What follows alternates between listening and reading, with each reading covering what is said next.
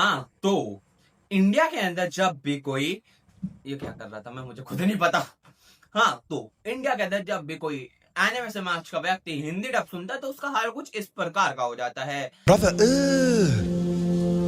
what's that? तो तुम लोग इससे समझ सकते हो, इंडिया के अंदर एनिमे समाज वाले हिंदी डब को बिल्कुल अपनी नाजायज औलाद जैसा समझते हैं। मतलब है तो, लेकिन पालने का मूड नहीं है।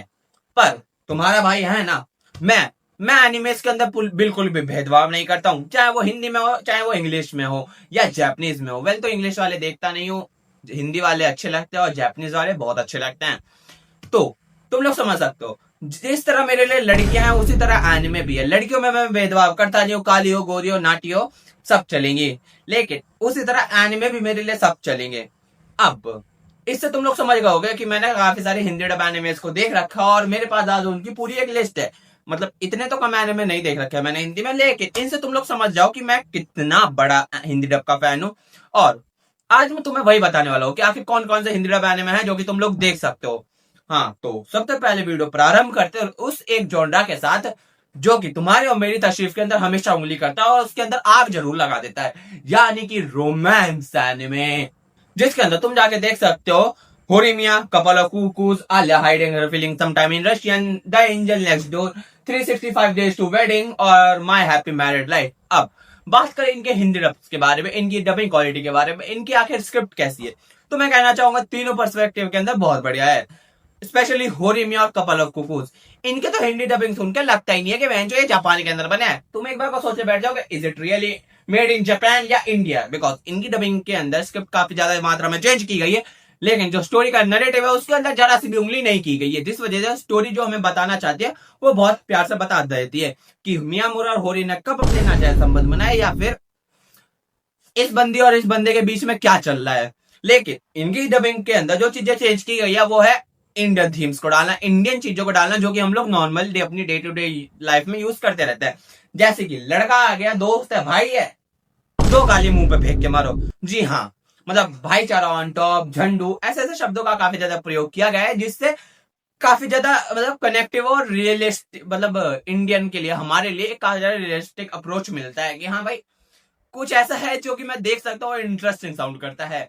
बाकी इसके अलावा बात करें 365 डेज टू वेडिंग और एंजल नेक्स्ट डोर के बारे में, तो यहाँ पर काफी ज्यादा फॉर्मल हिंदी का इस्तेमाल किया गया है जो कि हम लोग बड़े लोगों के सामने और जिनकी हम रिस्पेक्ट करते हैं, इज्जत देना चाहते हैं उनको, हम वैसे बात नहीं कर रहा हूँ, उनको जिस तरह बात करते हैं उन स्टाइल में बोला गया। यानी कि आपका नाम क्या है, हमारा नाम ये है, अच्छा तो आप ये करते हैं, आप कोठा चलाते हैं, कोठे में मराते हैं, बहुत बढ़िया, मैं नहीं मराता हूँ, मैं सिर्फ कोठे में जाके मारता हूँ। इस तरह की हिंदी का तो तुम लोग समझ सकते हो। लेकिन वही बात करी जाए अगर मतलब माय हैप्पी मैरिड लाइफ की, सो उसके अंदर जिस हिंदी का प्रयोग किया गया है उसे कहता है शुद्ध हिंदी। और मतलब एकदम शुद्ध हिंदी नहीं है, लेकिन काफी सारे शब्दों को चेंज करके बिल्कुल ही हिंदी में डाल दिया है। लेकिन डबिंग क्वालिटी के अंदर या फिर बात करें वॉइस एक्टिंग, तो इसमें कोई भी दिक्कत नहीं लगती है। अगर तुम थोड़ी चीज एडजस्ट कर सकते हो सो तुम लोग एक पीक रोमांस जाके देख सकते हो, यानी कि माय हैप्पी मैरिड लाइफ। बाकी बात करें Alia hiding her feeling in some time in Russian, तो उसके बारे में मुझे बात ही नहीं करनी है, बिकॉज वो एनिमे ही मुझे पसंद नहीं है। उखाड़ लो, क्या उखाड़ पाओगे मेरा, कोई मुझे कुछ नहीं बिगाड़ सकता। हाँ, तो अब बात करते हैं स्पोर्ट्स कोटा के बारे में, यानी कि स्पोर्ट्स एनिमे जिनके अंदर सिर्फ दो एनिमे एग्जिस्ट करते हैं, हाईक्यू और ब्लू लॉक। अब इनकी हिंदी डबिंग भी काफी अच्छी है, स्पेशली हाईक्यू की। आटू झाटू जैसे शब्द बोले गए हैं वहां पर पूरी तरह से, मतलब वहां पे चल रहा है भाईचारा ऑन टॉप, नहीं वहां पे गाली गलौज चल रही है एक दूसरे के साथ। तो अगर तुम लोग हाईक्यू देखने जा रहे हो ना तो थोड़ा कोने में बैठ के देख लेना, ज्यादा सेफ्टी फील करोगे।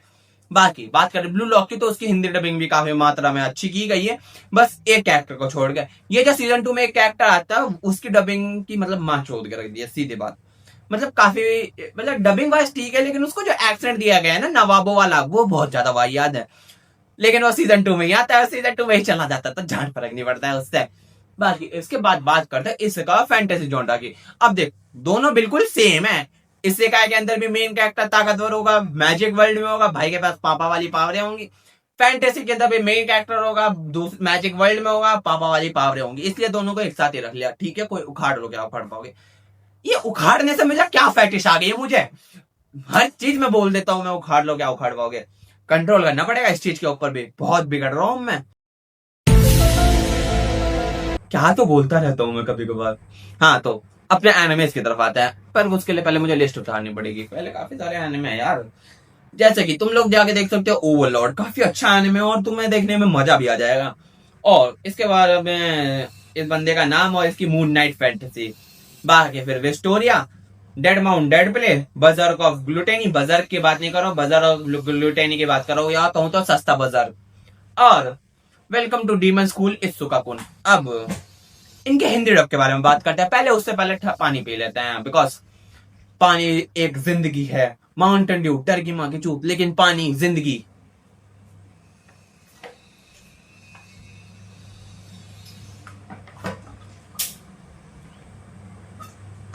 It was at this moment that he knew. He fucked up.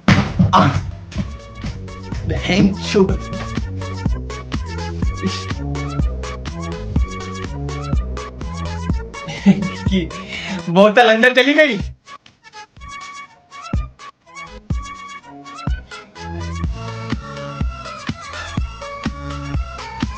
यार क्या जिंदगी, तो जिंदगी चल रही है मेरी। हाँ, तो इन एनिमे से हिंदी डब की बात करी जाए ना, तो इनका हिंदी डब बहुत ज्यादा बढ़िया है।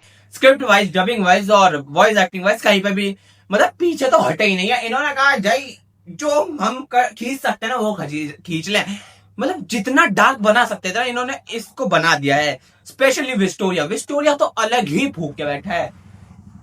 मतलब उसका लेवल इससे जानो कि उसके अंदर ऐसी ऐसी लाइनें बोली गई हैं जैसे कि ये रोस्टी जो है वो पूरी तरह से एक लौंडा है, बिल्कुल मेरी तरह। और एक राज की बात बताऊं, उसका तो मुझसे भी बड़ा है। तुमसे भी बड़ा? क्या तुमसे भी बड़ा, बताओ। अरे उसका लोगों के लिए जो दिल है वो मुझसे काफी बड़ा है। लेकिन तुम क्या सोचने लगी थी, डर्टी गर्ल? हाँ, ये लाइन एनिमे में है, फैन डब नहीं है। इससे भी खतरनाक खतरनाक लाइन है। भाई है तू मेरा, बाबू तेरा। हाँ, ऐसी ऐसी चीजें। और अब तुम बताओ, विस्टोरिया जैसा हिंदी डब एनिमे कहीं भी एग्जिस्ट कर सकता है? मैं कह रहा हूँ बिल्कुल भी नहीं कर सकता है। जो कौन सा स्टूडियो था जिसने विस्टोरिया का हिंदी डब किया है? मैं उसका स्क्रिप्ट राइटर से पूछना चाहता हूँ, क्या तो स्क्रिप्ट लिख किया भैया आपने? और विस्टोरिया एक काफी अच्छा हिंदी डब एनिमे है, और मेरे अब तक के जितने भी देखे गए हिंदी डब एनिमे है ना, उनमें वो सबसे अच्छा है। तो अगर तुम जाके देखना चाहते हो ना विस्टोरिया, जरूर से ट्राई मारना।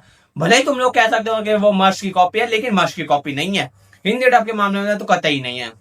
बाकी ओवरलॉर्ड की जो हिंदी डब है उसको काफी डार्क वे के अंदर रखा गया, तो वो भी अच्छा लगता है, जो कि उसकी थीम है ही ओवरलॉर्ड की डार्क।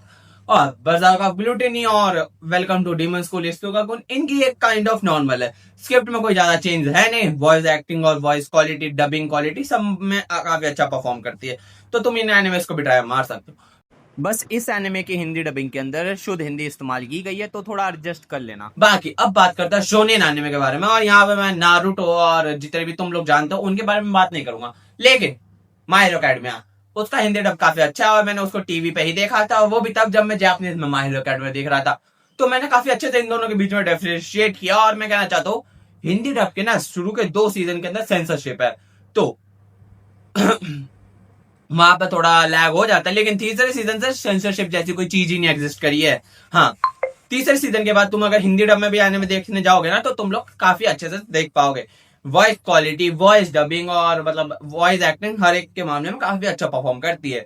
फिर मॉब साइको, वो उसका भी हिंदी डब काफी अच्छा है, और मैंने उसको सिर्फ हिंदी में देखा है, जापानीज में देखने का कष्ट किया नहीं है। और मैं कहना चाहता हूँ बहुत अच्छा हिंदी डब था, तुम लोग उसको ट्राई मार सकते हो। बाकी सोलो लेवलिंग उसके बारे में तुम सब जानते हो, तुम्हारे तो पसंदीदा एनिमे का ही होगा।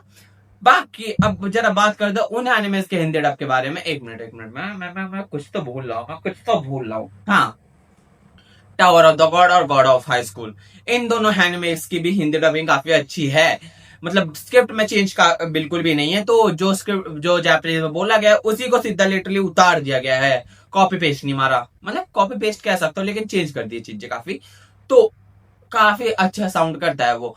कैरेक्टर्स की जो आवाजें हैं वो भी काफी अच्छी है। किसी भी कैरेक्टर को कोई अजीब सा एक्सेंट नहीं दिया गया है, जैसा ब्लू लॉक में दे दिया था कि भाई मैं तो नवाब हूं।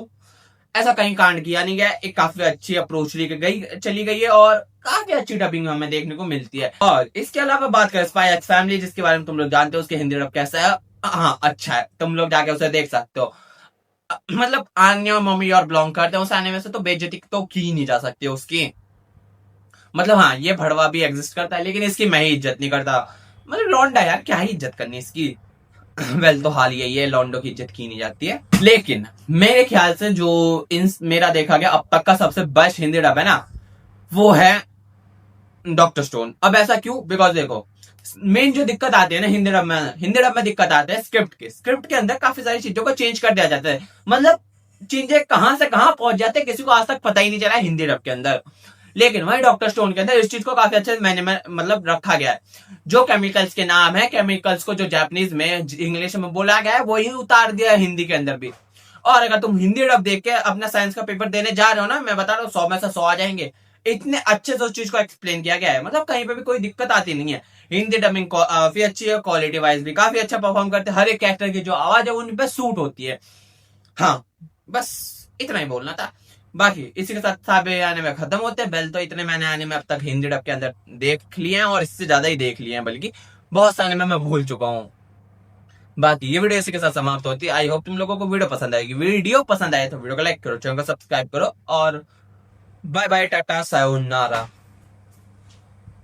काश कोई लड़की ही मिल जाती है एक। I just wanna get high.